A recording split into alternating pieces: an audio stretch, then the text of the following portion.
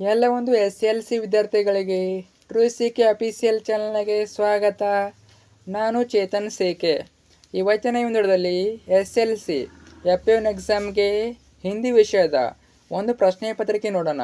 ಈ ಒಂದು question paper important ನಿಮ್ಮ F1 ಎಕ್ಸಾಮ್ಗೆ. ಯಾಕೆಂದರೆ ಇಲ್ಲಿ ಯಾವ ರೀತಿಯಾಗಿ ಪ್ಯಾಟರ್ನನ್ನು ಕೊಟ್ಟಿದ್ದಾರೆ. ಇದೇ ರೀತಿ ನಿಮ್ಮ ಒಂದು F1 ಎಕ್ಸಾಮ್ನ ಹಿಂದಿ ವಿಷಯದ ಪ್ಯಾಟರ್ನ್ ಇರ್ತದೆ. ಮತ್ತು ಇಲ್ಲಿರೋ ಪ್ರಶ್ನೆಗಳು ನಿಮ್ಮ ಎಕ್ಸಾಮ್ ರಿಪೀಟ್ ಆಗ್ಬೋದು, ಇಂಪಾರ್ಟೆಂಟ್ ಆಗಿರ್ತವೆ, ಓದ್ಕೊಂಡೋಗಿ ಯಾವುದಕ್ಕೂ ಎಕ್ಸಾಮ್ಗೆ ಹೆಲ್ಪ್ ಆಗ್ತವೆ. ಓಕೆನಾ? ಬನ್ನಿ ಇವತ್ತಿನ ಈ ವಿಡಿಯೋನ ಶುರು ಮಾಡೋಣ. ಅದಕ್ಕಿಂತ ಮುಂಚೆ ಇನ್ನೂ ಕೂಡ ಚಾನಲ್ನ ಸಬ್ಸ್ಕ್ರೈಬ್ ಮಾಡ್ಕೊಂಡಿಲ್ಲ, ಪ್ರತಿಯೊಬ್ಬರು ಕೂಡ ಸಬ್ಸ್ಕ್ರೈಬ್ ಮಾಡ್ಕೊಳ್ಳಿ. ಯಾಕೆ ಅಂದರೆ ನಮ್ಮದು 10th SLC ಅನ್ನಲ್ ಎಕ್ಸಾಮ್ಗೆವರೆಗೆ ಎಲ್ಲ ವಿಷಯಗಳು, ಪಾಸಿಂಗ್ ಪ್ಯಾಕೇಜ್ಗಳು, ಸ್ಕೋರಿಂಗ್ ಪ್ಯಾಕೇಜ್ಗಳು, ಇಂಪಾರ್ಟೆಂಟ್ ಕ್ವಶನ್ಗಳು, ಕ್ವಶನ್ ಪೇಪರ್ಗಳು ಮತ್ತು ಎಕ್ಸಾಮ್ಗೆ ಬರುವಂಥ ಕ್ವಶನ್ಗಳು ಎಲ್ಲವನ್ನು ಇದೇ ಒಂದು ಚಾನಲ್ ಹಾಕ್ತೀವಿ. ಅದರಿಂದ ಪ್ರತಿಯೊಬ್ಬರು ಕೂಡ ಮಿಸ್ ಮಾಡದೆ ಚಾನಲ್ನ ಸಬ್ಸ್ಕ್ರೈಬ್ ಮಾಡ್ಕೊಳ್ಳಿ. ನಿಮಗೆ ಗ್ಯಾರಂಟಿ ಒಂದು ಚಾನಲ್ಲು ಯೂಸ್ ಆಗೇ ಆಗ್ತದೆ. ಮಾಡಿದ್ರಾ? ಹಾಗೆ ವಿಡಿಯೋನ ಲೈಕ್ ಮಾಡಿ ಮತ್ತು ಎಲ್ಲ ಫ್ರೆಂಡ್ಸ್ ಶೇರ್ ಮಾಡಿ. ಎಲ್ಲರೂ ಶೇರ್ ಮಾಡಿ ಅವರು ಕೂಡ ಒಂದು ಕ್ವಶನ್ ಪೇಪರ್ನ ಕಳಿಸಿ. ನೋಡಿ, ಇದೊಂದು 2ನೇ ಸೆಟ್ ಕ್ವಶನ್ ಪೇಪರು. ಈಗಲ್ಲ ಚಾನಲ್ ಮೇಲೆ ಹಿಂದಿ ವಿಷಯದ ಮೇಲೆ F1 ಎಕ್ಸಾಮ್ಗೆ 1ನೇ ಸೆಟ್ ಹಾಕಿದ್ದೇನೆ. ಇದು 2ನೇ ಸೆಟ್ಟು. 1ನೇ ಸೆಟ್ ಈಗಲ್ಲ ಹಾಕಿದ್ದು ನೋಡ್ಕೊಂಡು ಬನ್ನಿ, ಲಿಂಕ್ ಕೇಳ್ಕೊಟ್ಟಿರ್ತೀನಿ ಅಥವಾ ಚಾನಲ್ಗೆ ನೋಡ್ಕೊಳ್ಳಿ. ಓಕೆ, ಆಲ್ಮೋಸ್ಟ್ ನಿಮಗೆ ಎಲ್ಲ ವಿಷಯಗಳ ಮೇಲೆ 1-2 ಸೆಟ್ ಆಗಿರ್ತೀನಿ. 3 ಸೆಟ್ ನೋಡ್ಕೊಳ್ಳಿ, ಎಕ್ಸಾಮ್ಗೆ ಹೆಲ್ಪ್ ಆಗ್ತವೆ. ನೋಡ್ತಾ ಹೋಗೋಣ. 10वीं ಕಕ್ಷಾ ವಿಷಯ ಹಿಂದಿ ಫುಲ್ ಅಂಗ್ 20. ಒಂದೇ ಮೇಲೆ ನಿಮಗೆ ಬೋಯಕ್ ಇರ್ತವೆ, ಮಲ್ಟಿಪಲ್ ಕ್ವಶನ್ಗಳು ಇರ್ತವೆ, ಮಲ್ಟಿಪಲ್ ಮತ್ತು ಅನುರೂಪತೆ ಇರ್ತವೆ. ಕ್ವಶನ್ ನಂಬರ್ 1, ಶ್ರೀಮಾನ್ ಶಬ್ದ ಕಾ ಅನ್ಯ ಲಿಂಗ ರೂಪ है. ಅನ್ಯ ಲಿಂಗ ರೂಪ ಕೇಳಿದರೆ option A Shri, option B Shrimati, option C Shriman, option D ಸ್ತ್ರೀ. ಯಾವುದಾಗ್ಬೋದು? ಶ್ರೀಮಾನ್ ಶಬ್ದ ಕಾ ಸ್ತ್ರೀಲಿಂಗ್ ಏನು ಕೇಳಿದರೆ, ಅನ್ಯ ಲಿಂಗ್ ಕೇಳಿದ್ದಾರೆ, ಅಂದರೆ ಪುಲ್ಲಿಂಗ್ ಕೊಟ್ಟಿದ್ದಾರೆ, ಸ್ತ್ರೀಲಿಂಗ್ ಕೇಳಿದ್ದಾರೆ. ಆಪ್ಷನ್ ಬಿ ಶ್ರೀಮತಿ ಸರಿಯಾದ ಉತ್ತರ. ಕ್ವಶನ್ ನಂಬರ್ 2, कर्मचारी का शब्द का अन्य वचन रूप है. अन्य वचन ಕೇಳಿದ್ದಾರೆ, अन्य वचन ಕೇಳಿದ್ದಾರೆ.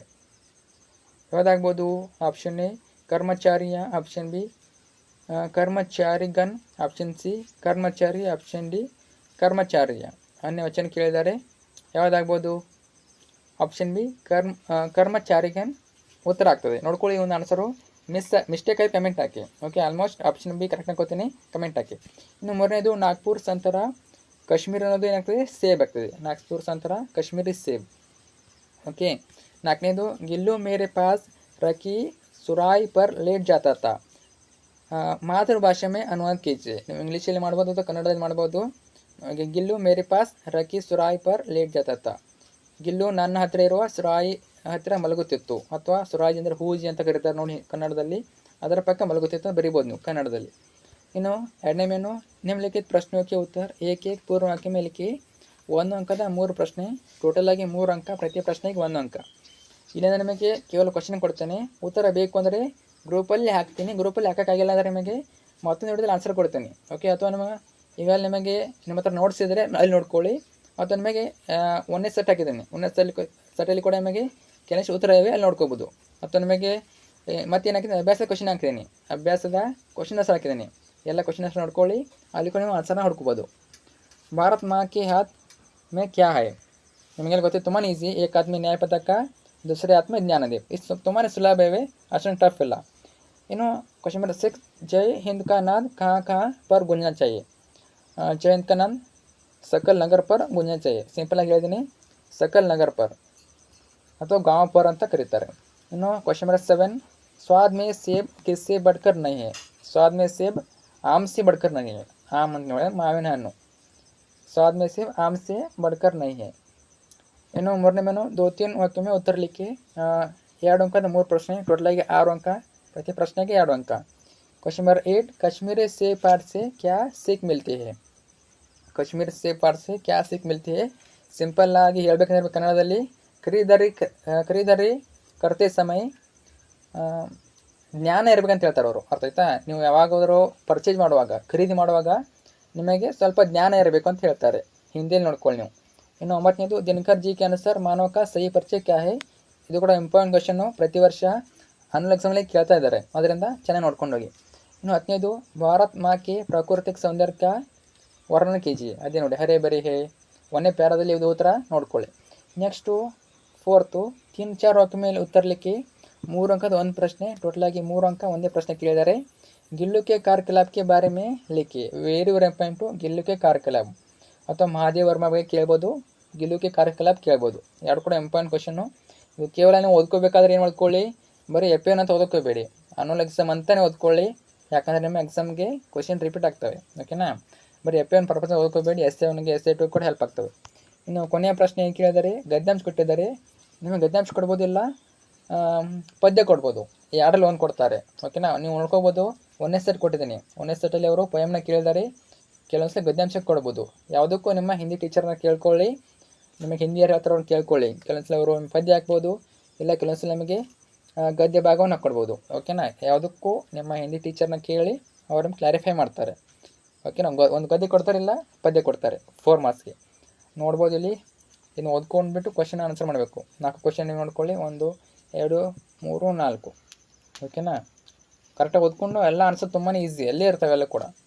ಪ್ರತಿ ಪ್ಯಾರಾದಲ್ಲಿ ಉತ್ತರ ಇರ್ತವೆ, ಫೈಂಡ್ ಔಟ್ ಮಾಡಿ ಬರೀರಿ. ಓಕೆ, ಇಷ್ಟಾದ ನಿಮ್ಮ ಒಂದು FAN ಎಕ್ಸಾಮ್ನ ಹಿಂದಿ ವಿಷಯದ ಪ್ರಶ್ನೆ ಪತ್ರಿಕೆ ಮುಕ್ತಿ ಆಗ್ತದೆ. ನೋಡಿ, ನೀವು ಅಂದ್ಕೊಂಡಷ್ಟು ಟಫ್ ಇಲ್ಲ ಅನ್ಕೋತೀನಿ ಹಿಂದಿ. ಯಾಕೆ ನಿಮಗೆ ಟಫ್ ಆಗ್ತಿದೆ ಅಂದರೆ, ನೀವು ಇವಾಗ ಚೆನ್ನಾಗಿ ಓದೋದಿಲ್ಲ, ಹಿಂದಿಯನ್ನು ಬರೋದು ಪ್ರಾಕ್ಟೀಸ್ ಮಾಡೋದಿಲ್ಲ, ಅವಾಗ ನಿಮಗೆ ಹಿಂದಿ ಟಫ್ ಅನ್ನಿಸ್ತದೆ. ನೀವು ಪ್ರಾಕ್ಟೀಸ್ ಮಾಡಿಲ್ಲ ಅಂದರೆ ನಿಮಗೆ ಹಿಂದಿ ಡೆಫಿನೆಟ್ಲಿ ಟಫ್ ಆಗಿ ಆಗ್ತದೆ. ಅರ್ಥ ಆಯ್ತಾ? ಕರೆಕ್ಟಾಗಿ ನೋಟ್ಸನ್ನು ಬರ್ಕೊಂಡು ಆ ನೋಟ್ಸನ್ನು ಓದಿ. ಮತ್ತು ನೀವು ಎಕ್ಸಾಮ್ ಬರೆಯುವಾಗ ಸ್ಪೆಲ್ಲಿಂಗನ್ನು ಕರೆಕ್ಟಾಗಿ ಬರೀಬೇಕಂತ ಅಂದ್ಕೊಡ್ತಾರೆ ನಾವು. ಅಷ್ಟೊಂದು ಕರೆಕ್ಟ್ ಬರೀಬೇಕಂತ ಏನಿಲ್ಲ, ಒಟ್ಟಿನಲ್ಲಿ ಆ ಒಂದು ಸೆಂಟೆನ್ಸು ಕರೆಕ್ಟಾಗಿ ಬರೀರಿ ಸಾಕು. ಓಕೆನಾ, ನಿಮ್ಮ ಹ್ಯಾಂಡ್ ರೈಟಿಂಗ್ ಸ್ವಲ್ಪ ನೀಟ್ ಆಗದೇ ಇರ್ಬೋದು, ಯಾಕಂದರೆ ಹಿಂದಿ ವಿಷಯ ಆದ್ದರಿಂದ ಸ್ವಲ್ಪ ನೀಟ್ ಅನಿಸಿಲ್ಲ ಅಂದ್ರೂ ನಡೆಯುತ್ತೆ. ಆದರೆ ನಿಮ್ಮ ಆನ್ಸರ್ ಕರೆಕ್ಟ್ ಇರಬೇಕು. ನಿಮಗೆ ಹಿಂದಿ ವಿಷಯದಲ್ಲಿ ಏನೂ ಮಿಸ್ಟೇಕ್ ಆಗಬಾರ್ದು, ನಿಮ್ಮ ಆ ಒಂದು ಒತ್ತಕ್ಷರ ತಪ್ಪಾಗಬಾರ್ದು ಅಂದರೆ ನೀವು ಬರೋದನ್ನೇ ಪ್ರಾಕ್ಟೀಸ್ ಮಾಡಬೇಕು. ಬರೀ ಓದಿರಾಗೋದಿಲ್ಲ, ನೀವಾಗ ಬರೋದು ಪ್ರಾಕ್ಟೀಸ್ ಮಾಡ್ತೀರ, ಆವಾಗ ನಿಮಗೆ ಎಲ್ಲ ಹಿಂದಿ ಅಕ್ಷರಗಳು ನೆನಪು ಉಳಿತವೆ ಮತ್ತು ಬರೆಯೋಕ್ಕೆ ಸಹಾಯ ಆಗ್ತವೆ. ಓಕೆನಾ, ನೋಡ್ಕೊಳ್ಳಿ. ಆಲ್ಮೋಸ್ಟ್ ನಾನು ನಿಮಗೆ ಎಲ್ಲ ವಿಷಯಗಳ ಮೇಲೆ ಹಾಕಿರ್ತೀನಿ, 1-2 ಸೆಟ್ ಹಾಕಿರ್ತೇನೆ ಕ್ವಶನ್ ಪೇಪರ್ಗಳನ್ನು. ಯಾಕೆ ಅಂದರೆ ನಮಗೆ 2-3 ಸೆಟ್ ಹಾಕ್ತೀನಿ ಅಂದರೆ, ಕೆಲವೊಂದ್ಸಲ ಆಗ್ತದೆ ನಿಮ್ಮ ಸ್ಕೂಲಲ್ಲಿ ಇದೇ ಕ್ವಶನ್ ಬರುತ್ತೆ ಅಂತ ಹೇಳೋಕ್ಕಾಗಲ್ಲ. ನೋಡಿ, ಈ ಒಂದು ಸ್ಕೂಲಲ್ಲಿ ನಮಗೆ ಈ ಕ್ವಶನ್ ಬರ್ತಂದರೆ ಇನ್ನೊಂದು ಸ್ಕೂಲಲ್ಲಿ ಬೇರೆ ಕ್ವಶನ್ ಬರ್ತವೆ. ಅದರಿಂದ ನಾನು ಫಿಕ್ಸ್ ನಿಮಗೆ ಇದೇ ಬರುತ್ತೆ ಅಂತ ಹೇಳೋಕ್ಕಾಗಲ್ಲ. ಅದರಿಂದ ನಿಮಗೆ 2-3 ಸೆಟ್ಟು ಕೊಟ್ಟಿರ್ತೀನಿ. ಅದರಲ್ಲಿ ನಿಮಗೆ ಯಾವ ಇಂಪಾರ್ಟೆಂಟ್ ನೀವು ನೋಡ್ಕೊಳ್ಳಿ, ಮಾರ್ಕ್ ಮಾಡಿಕೊಂಡು ಚೆನ್ನಾಗಿ ಓದ್ಕೊಳ್ಳಿ. ಆ ಕ್ವಶನ್ ನಿಮಗೆ ರಿಪೀಟ್ ಆಗ್ತವೆ. ಓಕೆನಾ, ನೋಡಿ, ಅಷ್ಟೊಂದು ಟಫ್ ಇಲ್ಲ. ನಿಮಗೆ ಆನ್ಯುವಲ್ ಎಕ್ಸಾಮ್ ಕೂಡ ಇದೇ ಪ್ಯಾಟರ್ನ ಇದು ಮಾಡ್ತಾರೆ, ಇದೇ ಪ್ಯಾಟರ್ನಲ್ಲಿ ಎಕ್ಸಾಮ್ ನಡೆಸ್ತಾರೆ. ಮಲ್ಟಿಪಲ್ ಇರ್ತವೆ, ಆಮೇಲೆ ಅನುರೂಪತೆ ಕೇಳ್ತಾರೆ. 3ನೇ ಕ್ವಶನ್ ಇದೆಲ್ಲ ಆ ರೀತಿ ಅನುರೂಪತ 4 ಕೇಳ್ತಾರೆ ಆನ್ಯುವಲ್ ಎಕ್ಸಾಮ್ನಲ್ಲಿ. ಆಮೇಲೆ 1 ಅಂಕದ ಪ್ರಶ್ನೆ ಇರ್ತವೆ, ಆಮೇಲೆ 2 ಮಾರ್ಕ್ಸು, ಆಮೇಲೆ 3 ಮಾರ್ಕ್ಸು, ಆಮೇಲೆ ಗದ್ಯಾಂಶ 4 ಮಾರ್ಕ್ಸಿಗೆ ಕೊಡ್ತಾರೆ. ಆಮೇಲೆ ಆನ್ಯುವಲ್ ಎಕ್ಸಾಮ್ ಹೇಳ್ತಾ ಇದ್ದೀನಿ. ಆಮೇಲೆ ಪೊಯಮ್ ಕೊಡ್ತಾರೆ, ಪದ್ಯ ಭಾಗ ಕೊಡ್ತಾರೆ. ಅದಾದಮೇಲೆ ಇನ್ನೊಂದು ಕ್ವಶನ್ನು ಯಾವುದು, ಚುಟ್ಟಿ ಪತ್ರ. ಈ ರೀತಿ ನಮಗೆ ಆನ್ಯುವಲ್ ಪ್ಯಾಟರ್ನ್ ಇರ್ತದೆ. ಓಕೆನಾ, ಸೊ ಡೀಟೇಲಾಗಿ ಹೇಳ್ತಾ ಇದ್ದೀನಿ, ಯಾಕಂದರೆ ನಿಮಗೆ ಎಕ್ಸಾಮಲ್ಲಿ ಕನ್ಫ್ಯೂಸ್ ಆಗಬಾರ್ದು. ಅದರಿಂದ ಡೀಟೇಲಾಗಿ ಹೇಳ್ತಾ ಇರ್ತೀನಿ. ಮತ್ತು ಈ ಒಂದು ವಿಡಿಯೋನ ಫ್ರೆಂಡ್ಸ್ ಶೇರ್ ಮಾಡಿ, ಏನೇ ಡೌಟಲ್ಲಿ ಕಮೆಂಟ್ ಹಾಕಿ. Thank you so much.